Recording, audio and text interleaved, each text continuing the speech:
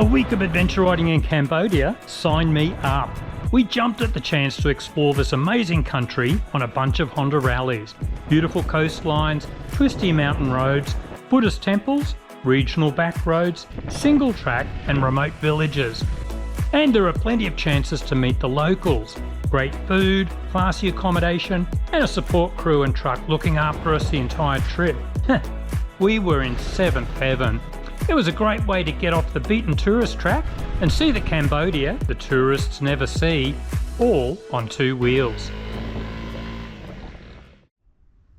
Good morning, Cambodia. I wake up ridiculously early, so I head out for a walk. The Buddhist monks are out as well, giving blessings. I wonder if I should get a blessing too. My goal on this trip is to do wheelies on a Honda rally. Some spiritual support may help. These are not our tour bikes. Here they are. The Honda rallies look the business, but will they wheelie? Finally, someone is up and Jeff is hungry. Breakfast time. Let's go. The hotel puts on a great buffet breakfast. In fact, all the food was a real highlight of the trip, especially our own chef to make omelettes. Work, guys. A quick rider briefing on how to ride in Cambodia traffic, and it's time. Helmets on. One thing you quickly notice is the mighty scooter plays a central role in transport here. With just a few horsepower, these little workhorses can carry entire families, trailers, mobile shops, farm produce and more. And for seriously big loads, they usually punch a hole in a plastic bottle and slowly drip water onto the engine for cooling. It makes our Honda rallies feel massively powerful and huge in comparison. Plenty of room for a pillion passenger and more than enough power for Cambodia's road system. Coxie dreams of being a MotoGP rider one day and enjoys throwing his Honda around. He also found a way to get an extra 2 horsepower for more acceleration. Through this archway, and it's time to hit the dirt. The dirt roads begin surprisingly soon once we are out of Cambodia's capital, Phnom Penh. It's one of the reasons the adventure riding is so good here. The country has far more dirt roads than most Southeast Asian countries. There is the occasional rice paddy, but generally everything looks very dry as this is the middle of the dry season. People asked me what's the best time to ride here, and it doesn't really matter. The dry season is a bit cooler, but there are vivid shades of green everywhere in the wet season. And usually it's just a monsoonal shower in the afternoon, and the group leaders schedule a break until the rain stops. We stop for a cool drink in this local village. It's a great way to see the Cambodia that the tourists never get to see. Time for some fun in the sand. The support crew often includes fun little tracks like this when they can see everyone's riding skills are fine for venturing into some trails. The Cambodian people are so welcoming. High five! In these regional areas, they almost never see Westerners, and there was always a chorus of "Hello!" Our next stop for drinks? A collection of Buddhist temples. Buddhist temples are places of worship, learning, and residence for Buddhist monks. They are generally open to all visitors, regardless of religion, but etiquette suggests respectful behaviour, so we won't do any wheelies or burnouts. In the Khmer language, they are called Wats, and of course there's the famous Angkor Wat, which we will be visiting at the end of the trip, the world's largest religious monument. Most Cambodians are into Theravada Buddhism, which is the oldest type of Buddhism and sticks closely to the original teachings of Buddha himself. It stresses the 4 Noble Truths and the Eightfold Path. But it has no preference for 2 strokes or 4 strokes, but then most religions don't.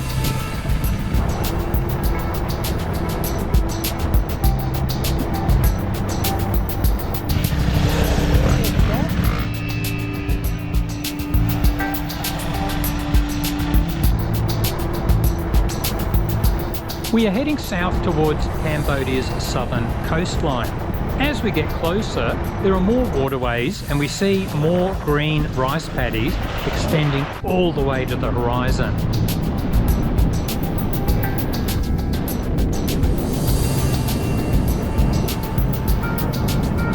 It's hard to imagine the Cambodians have been growing rice here since the 5th century.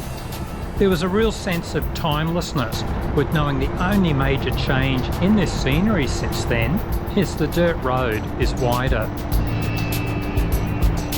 Lunchtime.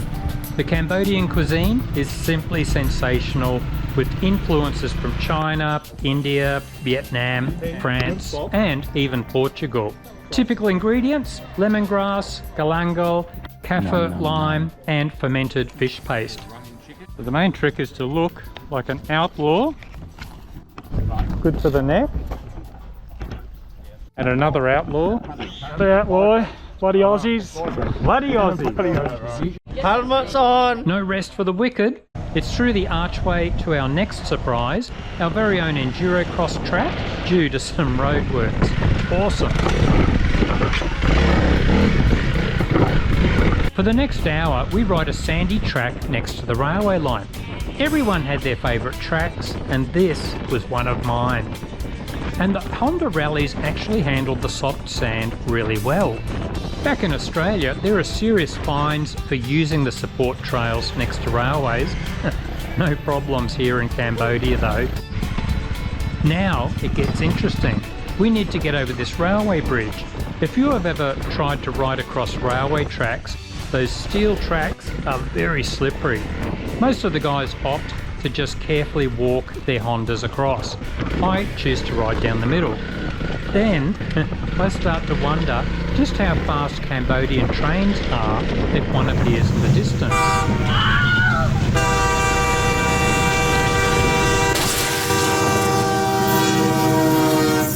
I asked our lead rider afterwards and he said they are incredibly slow, thankfully. What's the deck?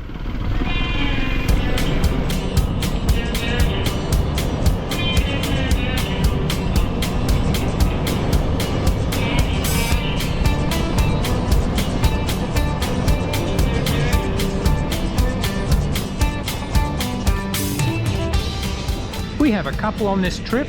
The pillion passengers usually have the option of riding in the air-conditioned support truck if they prefer to opt out of the rougher or sandier trails, but not this couple.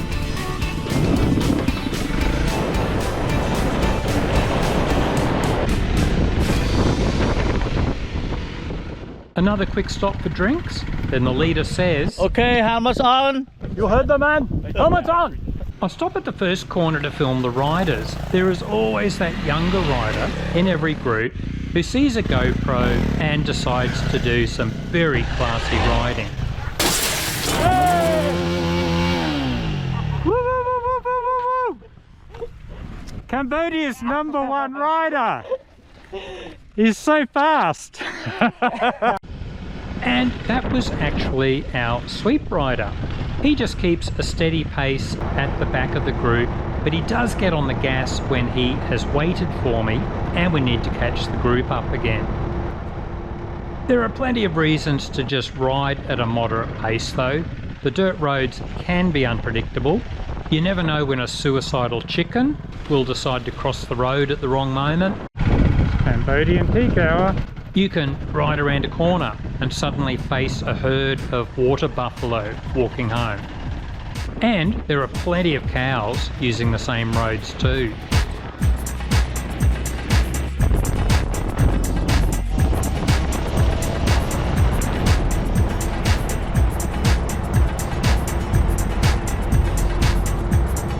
Earlier we rode for ages next to those railway tracks. Now it's time to ride next to this canal. There are lots of canals across Cambodia, and some of them were created up to 2,000 years ago, linking inland centres to the sea. These waterways transported agricultural goods, luxury items and communication. And of course they provided irrigation and flood control. As we get closer to the coastline, we encounter Kast Mountains. That is spelled K-A-R-S-T. These dramatic formations occur from limestone that has been eroded over thousands of years. It forms these little mountains rising straight out of completely flat terrain.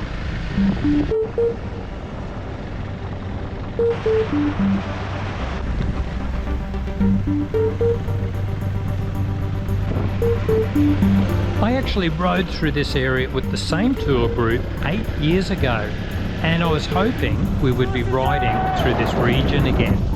Absolutely stunning.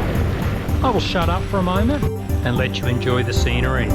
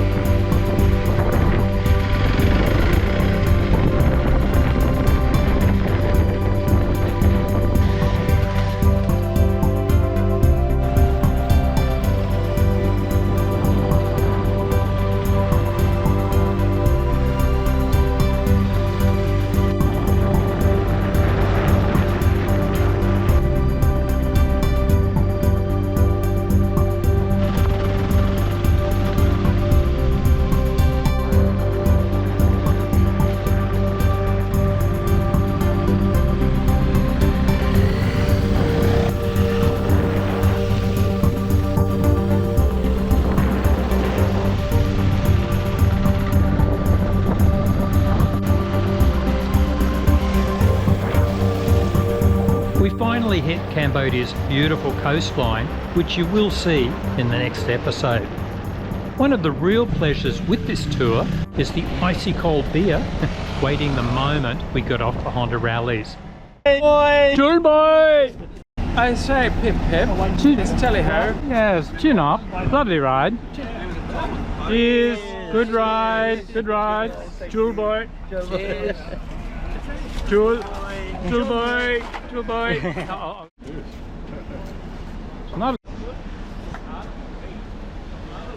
Time for a quick shower in our classy hotel rooms. Then it's more delicious Cambodia cuisine. Plenty of seafood whenever we are on the coastline. Well, I hope you enjoyed the ride. Next episode we head north along the coastline and really start to get into the adventure riding. Hello. Fuck that camera off.